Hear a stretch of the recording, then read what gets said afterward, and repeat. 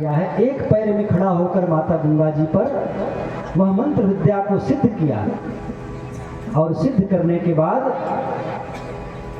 भगवान दत्तात्रेय जी प्रकट हुए और उस दिव्य बालक को आशीर्वाद प्रदान किए और कहा कि बेटा जाओ, तुम पहले नाथ हो नाथ संप्रदाय का, इसलिए अब तुम नाथ संप्रदाय को आगे बढ़ाओ। और पहली नाथ हुए मच्छेंद्र नाथ, फिर दूसरा नाथ हुए गुरु गोरखनाथ। अब ये मच्छेंद्र नाथ फिर अलग जगाते गए एक गांव में, वहां पर भिक्षा मांग रहे थे, अलग जगा रहे थे। एक माँ घर से बाहर आई तो मच्छेंद्र नाथ ने कहा, देवी मुझे भिक्षा चाहिए। तो माँ ने भिक्षा दिया, उसके बदले में मच्छेंद्र नाथ महाराज ने एक प्रसाद दिया और कहा कि देवी आप निराश क्यों हो। उसने कहा कि प्रभु हमारे यहाँ सब कुछ है पर संतान नहीं है। कहा देवी तुम चिंता न करो, ये प्रसाद को खाओगी तो तुम्हें तुरंत संतान प्राप्त हो जाएगा, एक साल के भीतर तुम्हें संतान मिल जाएगा। अब मच्छेंद्र नाथ महाराज वो प्रसाद देकर के चले गए, पर उस माँ ने उस प्रसाद को खाया नहीं और वह उसके घर में जो गोबर का गड्ढा था उसी में लेकर के छुपा दिया, गड़ा दिया और नहीं खाई उस प्रसाद को। 12 वर्ष बाद गुरु मच्छेंद्र नाथ जी महाराज फिर उसी गांव में आए, उन्हीं के घर आए और फिर अलख जगाया है। क्या? अलख निरंजन, अलख निरंजन, अलख निरंजन। तो वही माँ फिर बाहर आई और वही मुरझाई चेहरा। स्वामी मच्छेंद्र नाथ ने कहा, माता जी अब तो प्रसन्न हो जाओ। बोले क्यों महाराज? बोले तुम्हें संतान नहीं हुआ? बोले नहीं। बोले पहचान रहे हो मुझे? बोले नहीं महाराज। तो याद करो 12 वर्ष पहले तुम्हारे यहाँ आया था भिक्षा मांगने, तुमको प्रसाद दिया था। बोले हाँ महाराज कुछ याद आ रही है। तो बोले संतान कहाँ है? बोले कैसे संतान महाराज? तो बोले तुमने प्रसाद नहीं खाई? बोले नहीं खाया महाराज। अरे बोले बीमारी लगा है तो डॉक्टर दवाई देंगे और दवाई को खाएंगे नहीं तो कैसे ठीक होगा? तो बोले दवाई तो नहीं खाई महाराज, आपने जो दिया था प्रसाद नहीं खाई। तो बोले वो प्रसाद कहाँ रखी? तो मुझे तो याद नहीं है, पर हमारे घर का जितना भी कचरा होता है प्रतिदिन का वो उसको गाय के गड्ढे, गोबर के गड्ढे में ही डालते हैं। चलो बताओ कहाँ है वह गड्ढा? अब मच्छेंद्र नाथ महाराज उस गोबर के गड्ढे के पास गए और जैसे ही उस गाय के गोबर के गड्ढे पर कान लगाया, कहाँ गए भैया? जैसे ही वो गोबर के गड्ढे पर कान लगाया, सुनने लगा, तो उस गड्ढे, गोबर के गड्ढे से आवाज आया, गुरुदेव मुझे बाहर निकालो, गुरुदेव मुझे बाहर निकालो, गुरुदेव मुझे बाहर निकालो। क्या आवाज? मच्छेंद्र नाथ महाराज ने उस गोबर के गड्ढे को, गोबर को किनारे करवाया और जैसे ही पूरा गोबर जब किनारे हुआ तो नीचे में एक दिव्य बालक 12 वर्ष का प्रकट हो गया। बोलिए गुरु गोरखनाथ महाराज की जय। गाय के गोबर से प्रकट हुआ था इसलिए उनका नाम पड़ा गुरु गोरखनाथ। और यह दूसरे नाथ संप्रदाय के दूसरे महाराज हैं।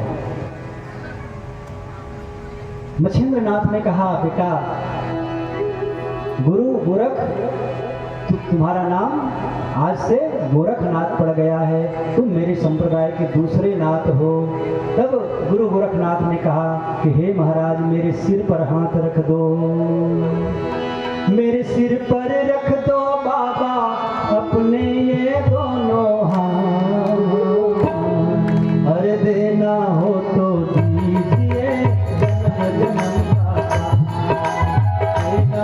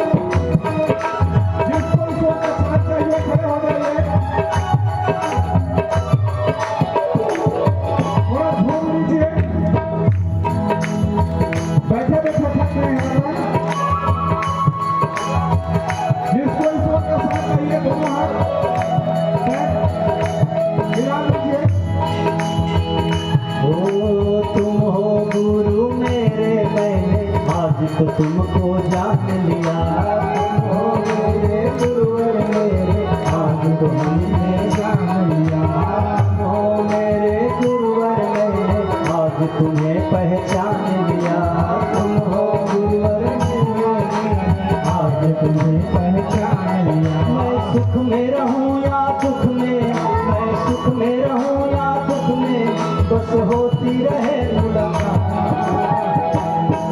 अरे देना हो तो दीजिए, देना हो तो दीजिए, मेरे सिर पर रख दो बाबा, मेरे सिर पर रख दो बाबा, अपने ये दोनों हाथ। देना हो तो देना हो तो दीजिए। क्या बात है।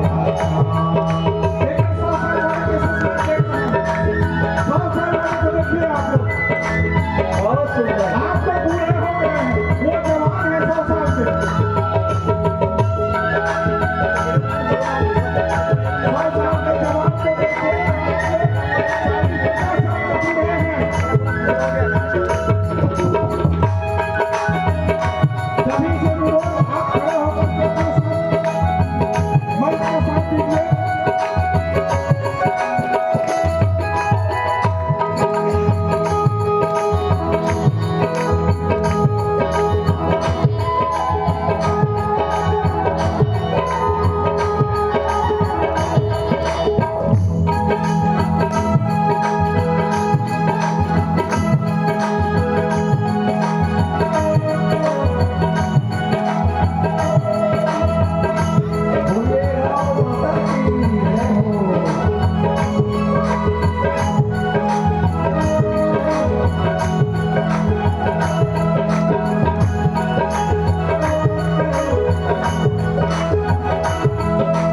गुरुर्ब्रह्मा गुरुर्विष्णु गुरुर्देव महेश्वरा, गुरुर्ब्रह्मा गुरुर्विष्णु गुरुर्देव महेश्वरा, गुरुर्ब्रह्मा गुरुर्विष्णु गुरुर्देव महेश्वरा, गुरुर्ब्रह्मा गुरुर्विष्णु तुम हो गुरुवर मेरे भगवन, तुम पर मैंने मान दिया, तुम हो गुरुवर मेरे भगवन, मैंने तुमको मान दिया।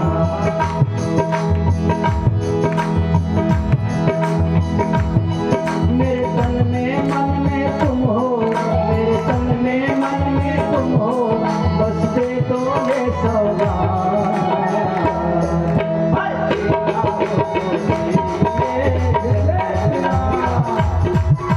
देना हो तो दीजिए, जन्म जन्म का साथ।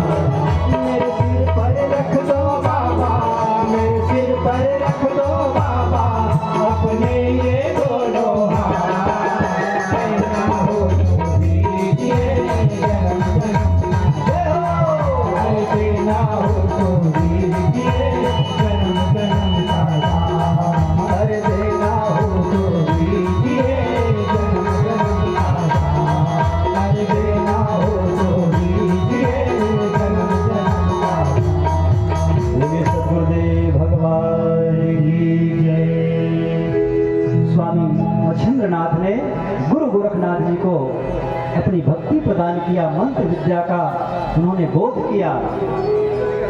और मच्छिंद्रनाथ ने गुरु गोरखनाथ से कहा कि बेटा गोरख, तुम दूसरे दिशा में चलो और मैं दूसरे दिशा में चलूं, क्योंकि हमको धरती पे जितने भी दीन दुखी है उन सब का दुख हरण करना है। और फिर आगे गुरु गोरखनाथ जी ने संजीवनी महामंत्र को भी उन्होंने सिद्ध कर दिया। नवनाथ की कथा है, 9 दिन तो इसी में लग जाएगा। पर गुरु गोरखनाथ जी का जो प्राकट्य है वो गाय के गोबर से हुआ है, इसलिए उसके जैसा महान शक्तिशाली वीर धरती पर कोई नहीं हुआ। यहाँ तक पवन पुत्र हनुमान जी को भी 3 बार परास्त किए हैं गुरु गोरखनाथ जी ने। अब जब कभी आने वाले समय 5 दिन 7 दिन की कथा रखेंगे तब उस कथा को बताएंगे कि हनुमंत लाल जी महाराज के साथ कैसे युद्ध हुआ और कहाँ हुआ। माया नगरी है कहाँ? कामाख्या, कौरू नगर। कौरू नगर की सुरक्षा के लिए हनुमंत लाल जी महाराज को पहरेदार के रूप में रखा था। और उसी कौरू नगर में गुरु मछेंद्रनाथ जी महाराज फंस गए थे माया जाल में बाछल देवी के।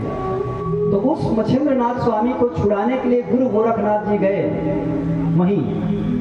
तो द्वार में हनुमंत लाल जी महाराज थे। तो हनुमंत लाल जी महाराज से युद्ध हुआ। हनुमंत लाल जी महाराज को युद्ध में परास्त किया गुरु गोरखनाथ जी ने। तो ये कथा है। तो हम तो माता लक्ष्मी की कथा सुना रहे थे। तो इस प्रकार माता लक्ष्मी और गौ माता की संवाद हुआ। गौ माता ने लक्ष्मी माता को कहा कि बेटी तुम मेरे गोबर में स्थान बना करके बैठ जाओ। तो माता लक्ष्मी अपने आप को अहोभाग्य समझी है और कही कि हे गौ माता, मैं तो सौभाग्यशाली हूँ जो आपने मुझे दिव्य स्थान पर निवास दिया है। और माता गंगा से कहा कि हे गंगे, तुम मेरे गोमूत्र में आकर के बैठ जाओ। माता लक्ष्मी गोमय में और गोमूत्र में माता गंगा का वास हुआ है। भगीरथ महाराज ने न जाने कितनी तपस्या करके माता गंगा को लाया धरती पर।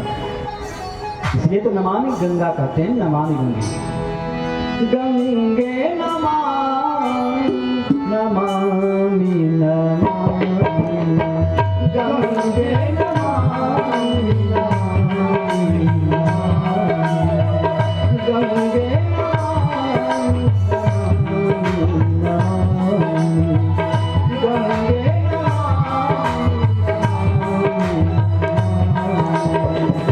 पतित पावनी पाप नाशिनी, पतित पावनी पाप नाशिनी, माता गंगे नमामि नमामि, माता गंगे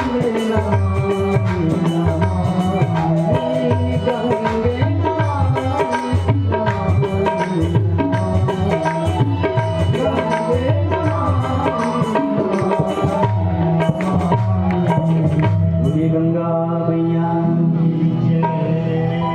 गंगा मैया को गोमूत्र में स्थान प्रदान किया है।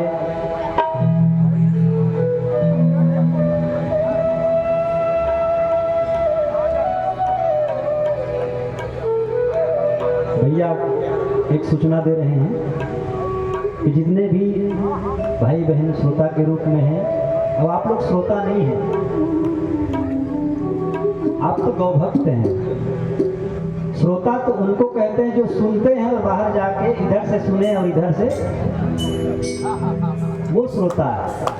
पर आप लोग तो भक्त हैं, गौ माता के परम भक्त हैं। माँ अष्टभुजी के प्रांगण में बैठे हैं। आप सबके हृदय में गौ माता का स्नेह और उनका प्यार जाग रहा है। इसलिए आप सबको प्रणाम है। आप सभी गौ भक्त हैं। इसलिए आप सभी के लिए यहाँ पर प्रसाद की व्यवस्था है। आराम से बैठिए, चिंता करने की आवश्यकता नहीं है। संसार में वस्त्र और भोजन ये आवश्यक है, इसी की चिंता करते हैं। तो आइए आप सब लोग चिंता छोड़ करके कथा श्रवण पान करें। भोजन प्रसाद की व्यवस्था किया गया है। अब माता गंगा और लक्ष्मी माता दोनों निवास करने लगे और गौ माता सर्वदेवमयी गौ माता हो गई है। इसलिए कहते हैं क्या, हर 100 तीर्थ का पुण्य मिलेगा, मिलेगा दुख से आराम। 100 तीर्थ का पुण्य मिलेगा, मिलेगा हर दुख से आराम। गौ माता की सेवा कर लो, मुझे हो गए चारों धाम। गौ माता की सेवा कर लो, मुझे हो गए चारों धाम। 100 तीर्थ का पुण्य मिलेगा, मिलेगा हर दुख से आराम। 100 तीर्थ का पुण्य मिलेगा, मिलेगा हर दुख से आराम। गौ माता की सेवा कर लो, मुझे हो गए चारों धाम।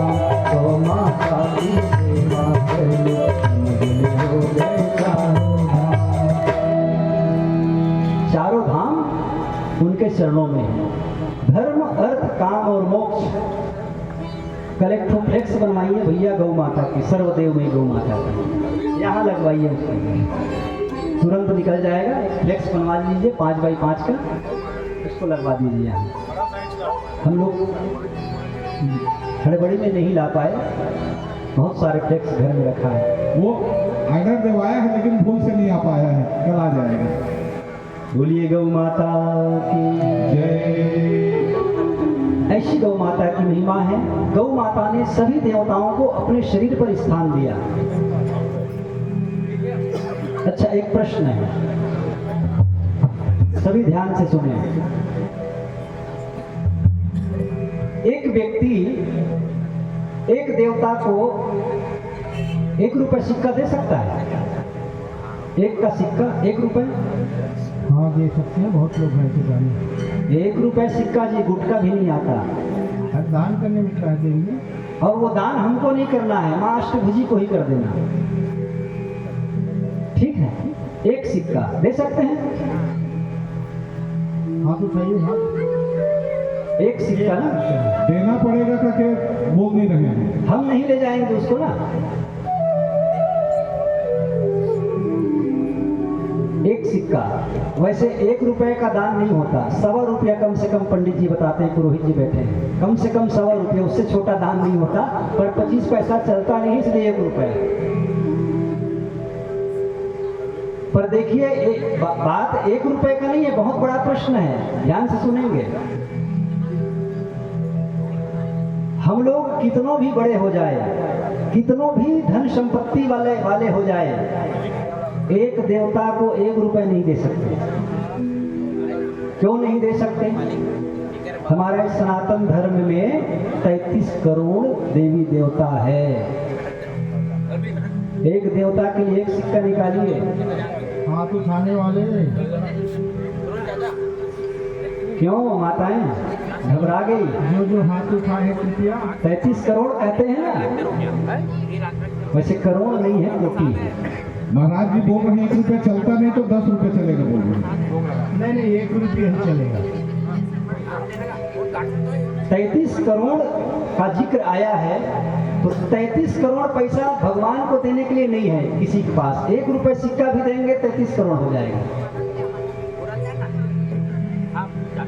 इसलिए भैया 33 करोड़ देने की आवश्यकता नहीं है।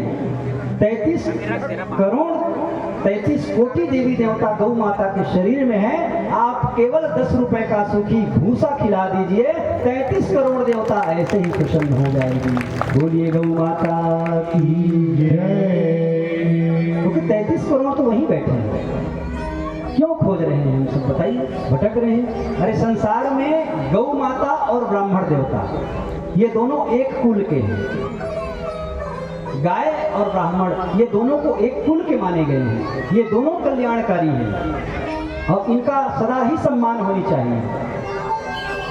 और इनका जो सम्मान नहीं करता उनका समूल वंश का विनाश हो जाता है।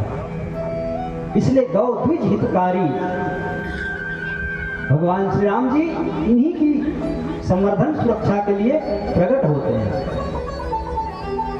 तो ऐसी गौ माता की दिव्य कथा है। गौ माता सर्वदेवमयी गौ माता बन गई है। सभी देवता उनके शरीर पर निवास करने लगे हैं। इसलिए जो 33 करोड़ देवताओं की जो मंदिर है वह है गौ माता। हमने जो मंदिर बनाए उसमें एक देवी देवता बैठाए, पर जो मंदिर देवताओं ने बनाए हैं चलता फिरता मंदिर, उस मंदिर में 1 2 3 4 नहीं 33 कोटि देवताओं को एक साथ बैठा दिए हैं और वही गौ माता है। इसलिए भैया गौ माता अंत समय में हम सबको पूछ पकड़ा करके इस भवसागर से पार कराती है। बोलिए गौ माता की जय। कथा तो बहुत है,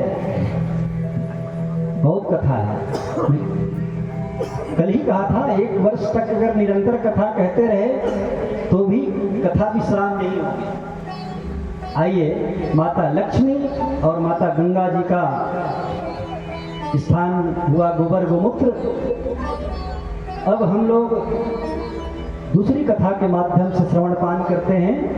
भगवान वामन जी का, बोलिए वामन भगवान की। भगवान वामन की कथा सुने हैं आप लोग? श्रीमद् भागवत कथा सुनते हैं ना?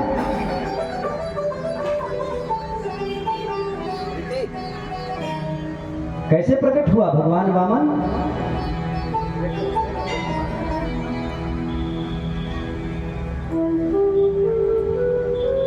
एक बार की बात है, महर्षि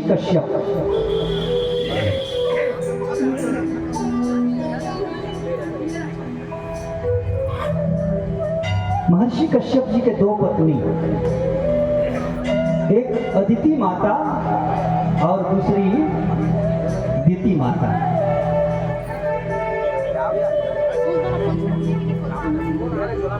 महर्षि कश्यप जी अदिति माता के आश्रम पर पहुंचे।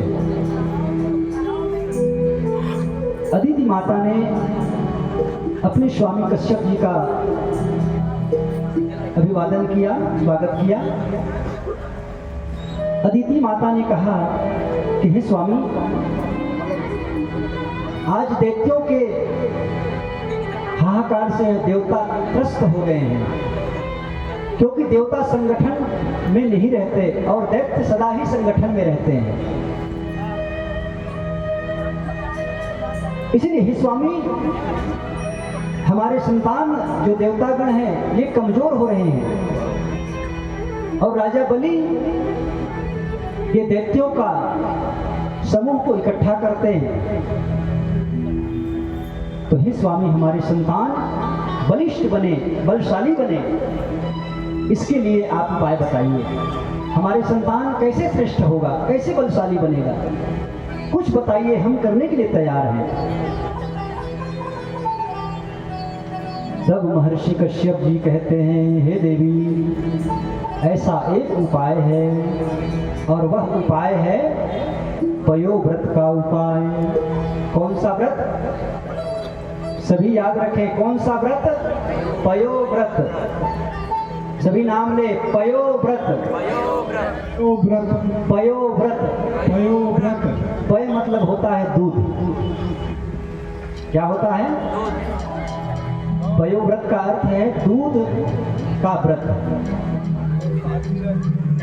महर्षि कश्यप जी कहते हैं, देवी, यह पयोव्रत एक ऐसा दिव्य व्रत है जिसको जो करता है उसके संतान, दिव्य संतान प्रकट होते हैं। अदिति माता ने कहा कि स्वामी, मैं इस व्रत को करने के लिए तैयार हूं, कृपया मुझे इस व्रत करने का नियम संयम बताइए। महर्षि कश्यप जी कहते हैं, देवी, यह व्रत 12 दिन का है। 12 दिन का यह पयोव्रत है और इस व्रत में केवल गाय के द्रव्यों का ही पान करना है। दूध, दही, घी, मक्खन, छाछ, इसका ही उपयोग करना है। किसी भी प्रकार का फल, अन्न आदि जल का भी प्रयोग नहीं करना है। इसको कहते हैं पयोव्रत। केवल 12 दिन का व्रत है देवी, और इसको आप कर लेंगे तो आपको दिव्य, अद्भुत, शक्तिशाली संतान प्राप्ति होगा। अदिति माता ने पयोव्रत को सुना। नियम संयम ज्यादा नहीं बताए हैं कश्यप जी ने, और अदिति माता ने वह व्रत प्रारंभ कर दिया। अब जैसे ये बात पता चला दिति माता का, दोनों बहन हैं, क्योंकि दोनों बहन के पति एक कश्यप जी महाराज, मां अलग अलग है, पिता एक है। देवताओं की माता है अदिति माता और दैत्यों की माता है दिति माता।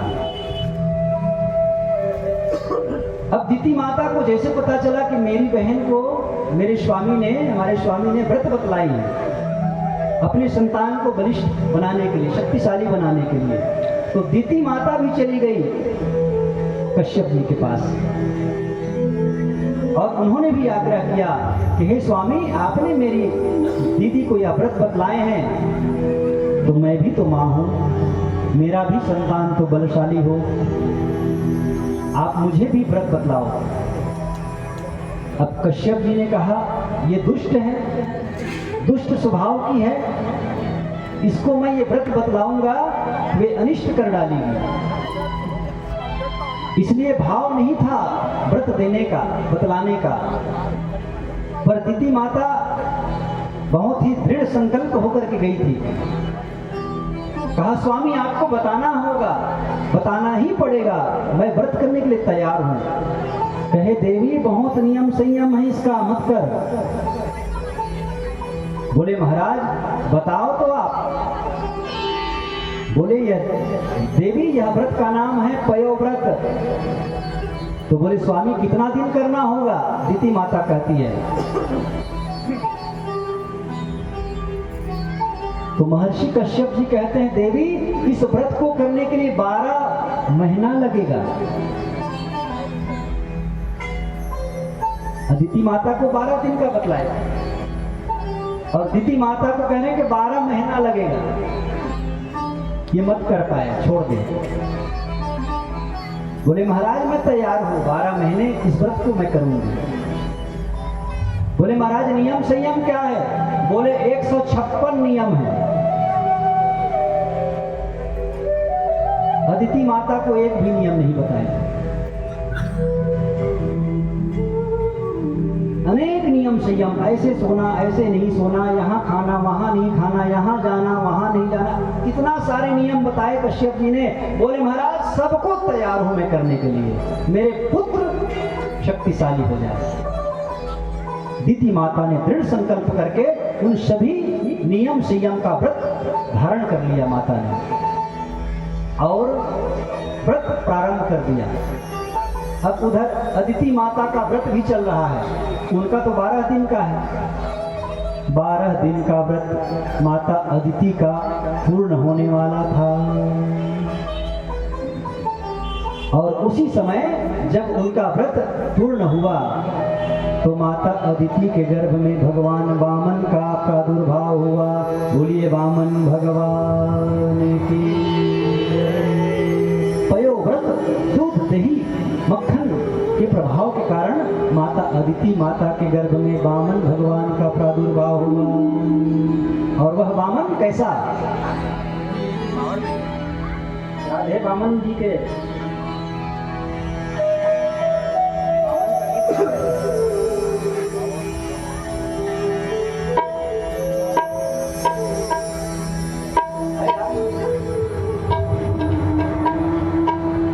बोलिए वामन भगवान की जय। आइए भगवान, स्वागत करना चाहें तो आप सभी खड़े हो जाएं। भगवान वामन जी का आगमन हो रहा है। इच्छा आपकी,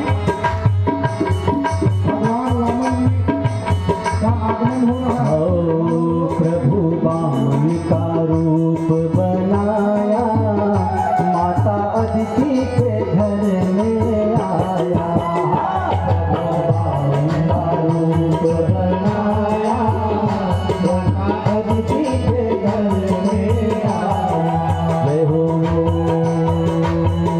प्रभु वामन का वेश बनाया, माता अदिति के द्वारे आया।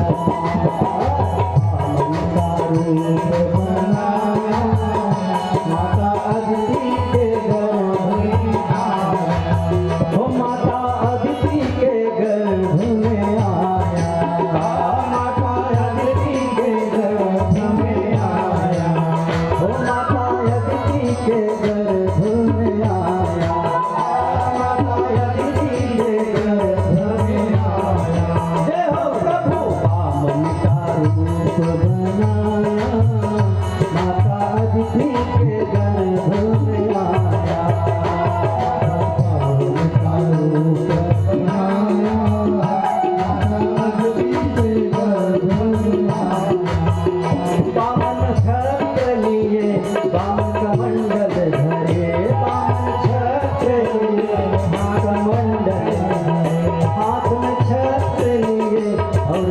कमंडल लिए, हाथ छत्र लिए, हाथ कमंडल लिए।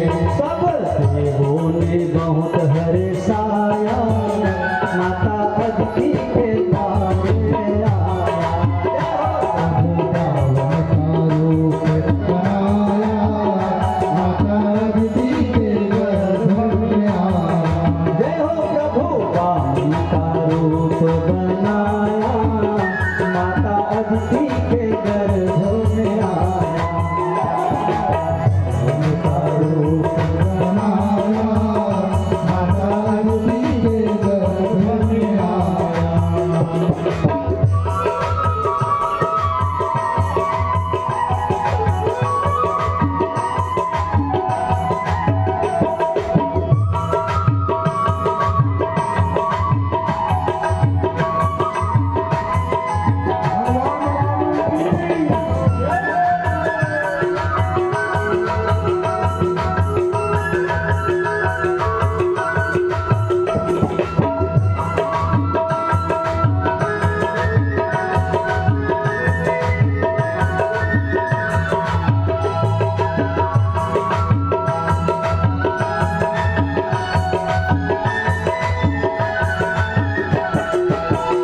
भयो पावन अवतार बलि यज्ञ पधारो, भयो पावन अवतार बलि यज्ञ सिधायो, भयो पावन अवतार बलि यज्ञ सिधायो, भयो पावन अवतार हो मांग तीन पग भूमि धरती के भार उतारो, मांग तीन पग भूमि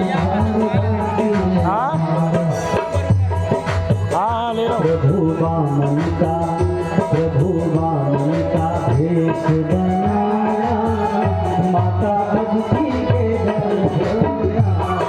जय हो प्रभु वामन का भेष बनाया, माता अदिति के गर्भ में आया।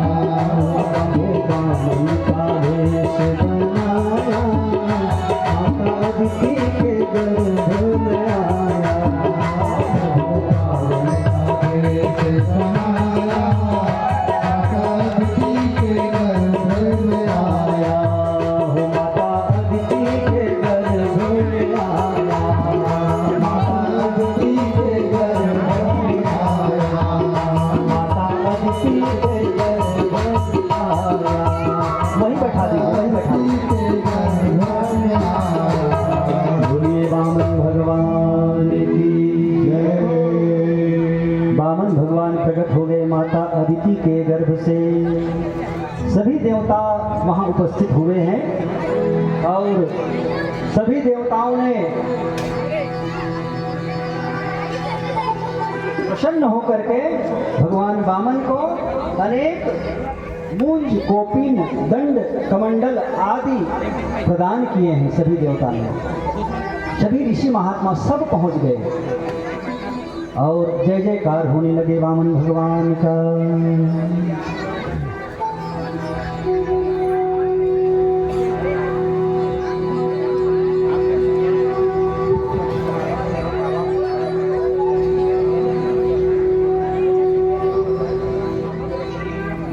अब वामन भगवान प्रकट हुए और सभी देवताओं ने, ऋषियों ने उनको मुंज, जनेऊ, कमंडल, छत्र आदि दिए और सीधे जो है राजा बलि के यज्ञ जहाँ पर चल रहा था वहीं पहुंच गए हैं और 3 पग भूमि राजा बलि से मांगे हैं। बलि ने कहा कि हे प्रभु, आप एक राजा से केवल 3 पग भूमि की मांग कर रहे हैं। यह तो मेरे लिए हंसी की बात है। इतने बड़े राजा को से आप 3 पग भूमि की मांग कर रहे हैं। भगवान वामन का पूजन सत्कार किया है राजा बलि ने।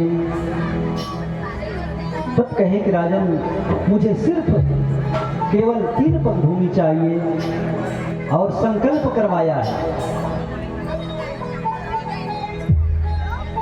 और संकल्प जब करवा रहे थे भगवान वामन बलि से, उस समय शुक्राचार्य जी महाराज पहुंच गए। कहे कि राजन, यह तुम क्या कर रहे हो? ये बटुक के रूप में, इसको पहचान नहीं रहे कौन है? पर राजा बलि तो संकल्प लेने वाले थे, जल उठा चुके थे हाथ पर। तो कहते हैं कि कमंडल का जो छिद्र होता है उसमें जा करके शुक्राचार्य जी बैठ गए कि जल ना निकले बाहर। पर भगवान ने कहा कि लगता है बलि, तुम्हारे कमंडल बहुत दिन से धुलाई नहीं हुआ है, इसलिए इसकी सफाई जरूरी है। हमारे कलाकार भाई लोग प्रतिदिन, जितने भी उनके वाद्य हैं, प्रतिदिन उनकी सेवा करते हैं। तो भगवान ने कहा बलि, कमंडल की सफाई करो। और एक कड़िका निकाल करके भगवान ने स्वयं उसके कमंडल का जो छिद्र था उस पर जैसे ही छिद्र पर डाला, कहते हैं शुक्राचार्य जी महाराज की आंखों नमो नारायण नमः खुल गया। उस दिन से कहते हैं शुक्राचार्य जी का एक नेत्र चला गया। और भगवान वामन ने राजा बलि से 3 पग भूमि मांग किया। और आप सभी लोग जानते हैं, एक पग पर क्या नापा, दूसरे पग पर क्या नापा, और तीसरा पग रखने के लिए बलि के पास कोई भी स्थान नहीं बचा। तब राजा बलि ने कहा कि महाराज, अब ये तीसरा पैर मेरे चरणों पर रख दें। भगवान वामन ने अपना चरण राजा बलि के सिर पर रख दिया है। और आप सभी लोग जानते हैं कथा किस प्रकार है। बोलिए वामन भगवान की जय। अर्थात वामन के अवतार के पीछे गौ माता की महिमा है। वो पंडित जी सही है ना? प्रमुख तो गौ माता है, पर गौ माता की प्रमुखता को क्यों हटा दिया जाता है? पयोव्रत किया ना अदिति माता ने। यहाँ गौ माता की पयोव्रत की महिमा है। पर आजकल कथा चलती है, आप सब लोग देखे हैं, बड़े बड़े कथा में चलते हैं, वामन तो बनाते हैं, पर भगवान वामन के अवतार प्रागट्य की जो महिमा है, पयोव्रत की महिमा है, उसको बहुत कम बताया जाता है। इसलिए गाय की महिमा खत्म हो गई, ब्राह्मणों की महिमा खत्म हो गई। आज विप्रों की अगर कथा हम बताएं, भगवान परशुराम और गुरु द्रोणाचार्य, ऐसे ऐसे जब गुरुओं की, जब उनकी महानता की चर्चा होगी तो फिर गुरु का निरादर कैसे होगा? आज संसार में यही तो हो रहा है ना, जो श्रेष्ठ है उनका ही निरादर हो रहा है। तो कहते हैं कि पयोव्रत के प्रभाव के कारण अदिति माता के गर्भ में भगवान वामन आए। अब वही पयोव्रत कर रही थी दिति माता। अदिति माता ने किया तो भगवान वामन प्रकट हो गए। अब वही व्रत कर रही है 12 महीने वाली इधर दिति माता। उसका भी व्रत प्रारंभ हो गया है, 6, 7, 8 महीना हो गया है। पूरा नियम संयम, 156 नियम संयम को कर रही है माता। पूरी ऐसी हो गई है दिति माता। अब यह बात देवराज इंद्र को पता चला। बोले ये दिति माता पयोव्रत कर रही है और ये इनके संतान कहीं होगा तो ये तो महादैत्य प्रकट होगा और ये देवताओं के लिए खतरा है। इसलिए ऐसे आतताई आक्रमणकारी को पूर्व में ही विनाश कर दिया जाए गर्भ में। अब देवराज इंद्र को पता चला तो देवराज इंद्र तुरंत पहुंच गए वहीं दिति माता के आश्रमों की ओर।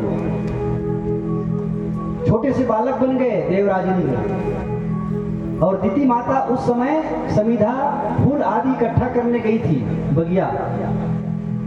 देवराज इंद्र ने कहा, माता आप कौन हैं? कहे, बेटा मैं दिति माता हूँ, दिति हूँ। बोले, माता आप क्या कर रही हैं? बोले, समिधा इकट्ठा कर रही हूँ, फूल इकट्ठे कर रही हूँ। क्या कर रही हो?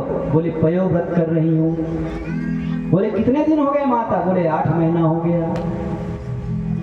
इसीलिए तो आप सूख गई हैं। और दिन बढ़ गया, 9 माह बीत गया, 10 माह बीत गया, 11वां शुरू हो गया, 12वां शुरू हो गया। अब केवल 3 दिन बचा था व्रत पूरा होने में। अब देवराज इंद्र फिर पहुंच गया वहीं और कहा कि माता माता, आपका व्रत तो पूरा होने वाला है, पर आपका आहार कुछ नहीं है और आप ये फूल इकट्ठा नहीं कर पाएंगी, जंगल नहीं जा पाएंगी, इसलिए ये सेवा का काम मुझे दे दो आप। मैं आपको सेवा करूंगा, फूल आदि सब इकट्ठा कर लूंगा। उसने कहा ठीक कह रहे हो बेटा, क्योंकि देवराज इंद्र छोटा सा बालक बना था ना, वो उसको नहीं पहचान रही थी माता कि इंद्र है। बोले ठीक है बेटा, मुझे बहुत थकान लग रही है, अब 3 दिन बचा, 2 दिन पूरा हो गया, 1 दिन बचा। अब वो उनके साथ रहने लगे। अब व्रत पूरा होने में केवल 2-3 घंटा बचा समय बीतने में। और उस समय हुआ क्या, दिति माता पूरे 12 महीने तक व्रत किया, इसलिए थकान बहुत लग रही थी। तो उनका जो नियम संयम बताए थे, उसमें कहा था कश्यप जी ने कि इधर सिर करना, इधर मत करना। थकान ऐसे लगी थी कि माता दीति भूल गई और जिधर सिर करने के लिए मना किया था उधर सिर करके सो गई। और उसके पहले कहा था कि सोने के पहले आचमन करना, तो आचमन भी नहीं की मां, वैसी सो गई। और देवराज इंद्र उनके साथ में था, वो तो मौके की तलाश में था कि कब गलती करे। और जैसे गलती देखा कि बिना आचमन किए सोई है मां, और जिधर सिर करना था उधर नहीं की है, जिधर वर्जित था उधर ही की है। तुरंत देवराज इंद्र छोटा सा बालक बटुक बन करके दिति माता के गर्भ में प्रवेश कर गए। और गर्भ में प्रवेश किए तो देखा कि अद्भुत बालक का संचार हो रहा था माता दिति के गर्भ में। दिव्य बालक, जिनके आभा से माता दिति के गर्भ प्रज्वलित हो रहा था, प्रकाशमान। देवराज इंद्र ने तुरंत अपना वज्र प्रकट किया है और गर्भ में ही, माता दिति के गर्भ में ही वज्र प्रकट करके एक प्रहार उस संतान पर किया है देवराज इंद्र ने। वह संतान कट गया, 2 टुकड़ा हो गया। और जैसी 2 टुकड़ा हुआ, वह संतान गर्भ में 2 टुकड़ा हुआ और दोनों टुकड़े जीवित। फिर देवराज इंद्र ने कहा कि तो मरा नहीं। फिर 2 टुकड़े को 7 टुकड़ा कर दिया देवराज इंद्र ने वज्र से, फिर भी 7 टुकड़ा जीवित। अब फिर 7 का टुकड़ा किया तो बना दिया 7 सत्ते कितना होता है, बहुत गणित वाले हैं। 7 सत्ते 49, एक कम 50, 49 टुकड़े हो गए गर्भ का। फिर भी वो जीवित, 49 के 49 सब जीवित। अब देवराज इंद्र ने कहा कि हे भगवान, ये क्या हो गया। अब माता को प्रसव वेदना शुरू हो गई उसी समय, और 49 के 49 जीवित। अब जैसे माता को गर्भ वेदना शुरू हुई, प्रसव वेदना, तो 49 के 49 जन्म लेना शुरू कर दिए बारी बारी, और सब प्रकट होते गए। और 50वें में देवराज इंद्र दिति माता के गर्भ से, 49 दिति माता के गर्भ से और 50वां देवराज इंद्र प्रकट हो गए। और यही जो 49 दिति माता के गर्भ से प्रकट हुआ था, यही बन गए मरुत गण। बोलिए मरुत भगवान की। कौन बने? मरुत गण। इन्हीं मरुत गण की पूजा होती है। लंकापति रावण ने इन्हीं मरुत गणों को कैद करके रखा था और जब हनुमंत लाल जी महाराज लंका गए सीता की खोज में, तो यही मरुदगण जो देवताओं को, माता अदिति का यह विचार था कि देवताओं को कष्ट देने वाले बने, पर पयोव्रत का प्रभाव था, इसलिए वह संतान देवताओं को कष्ट देने वाले नहीं, देवताओं को सेवा करने वाले बन गए, देवताओं की सहयोग करने वाले बन गए। यही सब मरुदगण बन गए। और यही मरुदगण जब हनुमंत लाल जी महाराज लंका में जाते हैं और लंका में जब आग लगाते हैं हनुमान जी महाराज, तो यही मरुदगण पूरे लंका में आग को फैलाते हैं। हरि प्रेरित तेहि अवसर चले मरुत ऊंचा, अट्टहास कपि गर्ज कपि बढ़ी आग।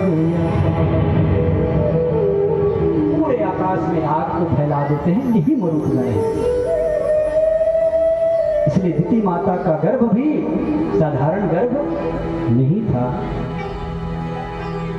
बोलिए वामन भगवान की जय। कैसे लगी कथा? ये कोई नई कथा है, यही गौ कथा है। अभी तक समझ रहे थे ना ये गौ कथा होगी क्या? ये गाय का गोबर,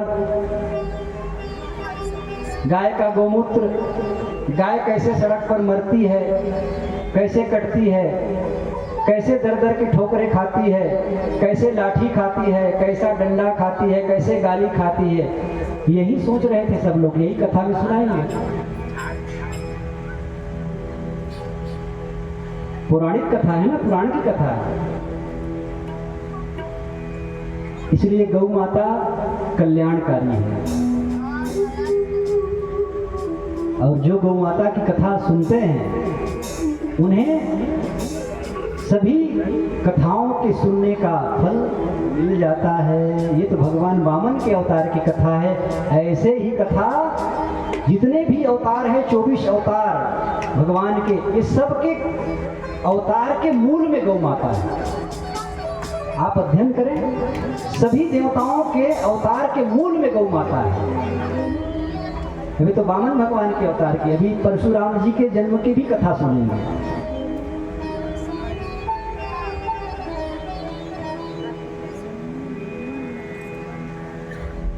भैया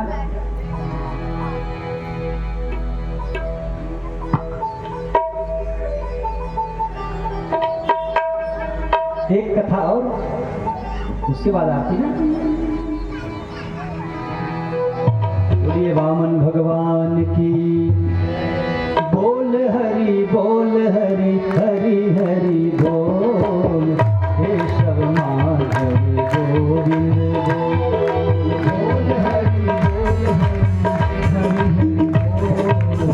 केशव माधव गोविंद बोल। हरि हरि हरि बोल, केशव माधव गोविंद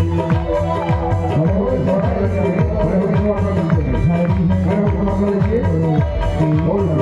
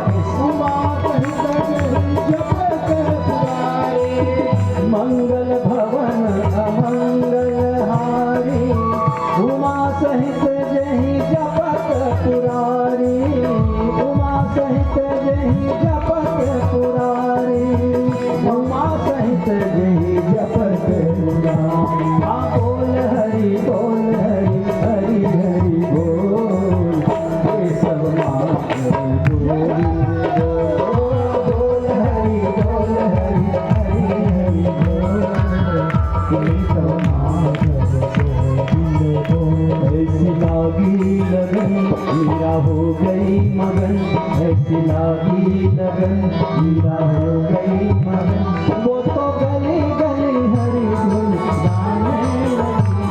ऐसी लागी लगन मीरा हो गई मगन, ऐसी लागी लगन।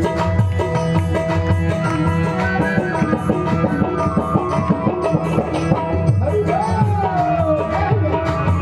बोल, ताली बजाइए, निवेदन।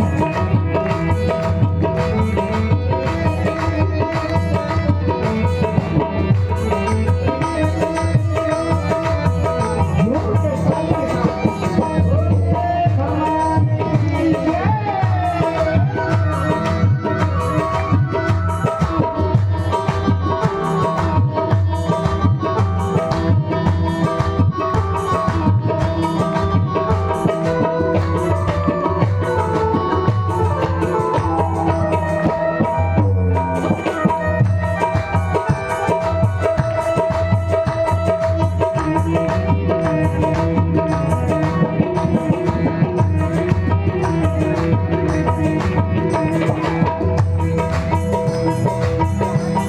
घर में जाके पसैया कोई फायदा नहीं होगा। घर में जाके पसैया होएगा, फिर जन्म रह नहीं पाए, तकलीफ होई तो करे नाच दो।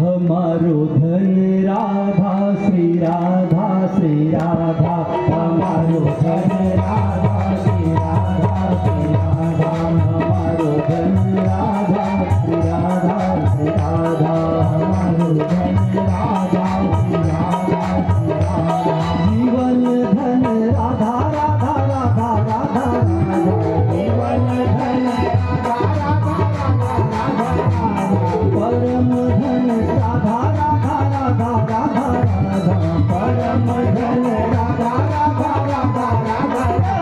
हमारो धन राधा श्री राधा श्री राधा, हमारो धन राधा श्री राधा श्री राधा, हमारो धन राधा श्री राधा श्री राधा, हमारो धन राधा श्री राधा श्री राधा। हे गायत्री माता तेरी महिमा अपरंपार है, हे गायत्री माता तेरी महिमा अपरंपार है, महिमा अपरंपार है माता लीला अपरंपार है, महिमा अपरंपार है माता लीला अपरंपार है। अद्भुत अति सुंदर तेरा रचा हुआ संसार है, अद्भुत अति सुंदर तेरा रचा हुआ संसार है। हे गायत्री माता तेरी महिमा अपरंपार है, हे गायत्री माता तेरी महिमा अपरंपार है। तुम वेदों की माता हो, शक्ति सबक सुख दाता हो, तुम वेदों की माता हो, सर्व सबक सुख दाता हो। राम कृष्ण को तुमको मिला, तुम कर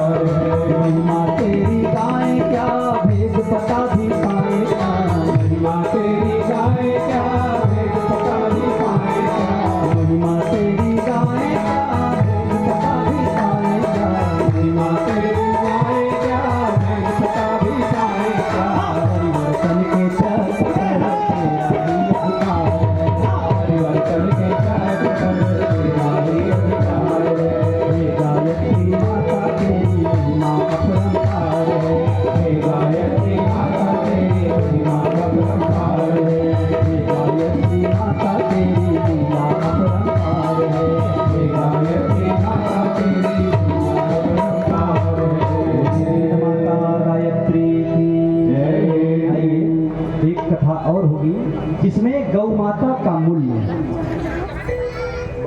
आखिर गाय का मूल्य क्या है। पूर्व काल में, पूर्व युगों में गौ माता की जो कीमत है वह क्या थी, पर आज क्या है। बहुत सुंदर कथा है, बहुत अच्छा लगेगा। आज गौ माता की कीमत क्या है आप लोग जानते हैं। 100 रुपए का मुर्गा मुर्गी रहता है ना, ज्यादा से ज्यादा 200 रुपए का। वो 200 रुपए का मुर्गी मुर्गा कहीं किसी के घर से बाहर निकल जाए अनजान से, तो उसको पकड़ने के लिए घर के 5 लोग दौड़ते हैं, ये भाग नहीं जा रहा। सही बात है ना। पर जो अमूल्य गौ माता है उसको किसी भाई बहन को कह दो भैया मेरे घर गाय है, एक ठो आप रख लो, यहां तक आप 1000 पैसा भी ले लो, गाड़ी में इसको बांध के ले जाओ, गाड़ी में बैठा के, और यहां तक एक बच्चा भी ले लो पैसा, तो भी वो कहेगा नहीं जगह नहीं गाय का। और वही जब दीपावली का तो गोबर होता है, बेटी का विवाह हो तो गौरी गणेश बनाने का गोबर दे, क्यों से गणेश नहीं बनते,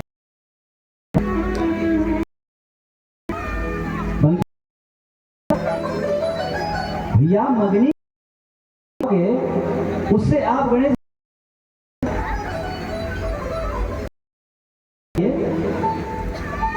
यहाँ बहुत अच्छे अच्छे लोग हैं, सर्विस वाले भी हैं, लोग भी हैं। तो जब बेटा बेटी का विवाह मंगल कार्य होता है तो गौर गणेश किसका बनाते हैं?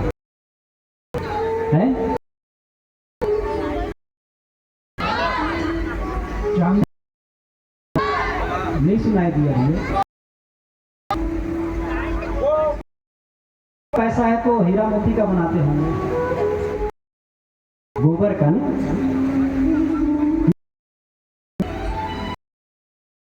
बहुत पैसा कमाइए, क्यों बरका, तो केवल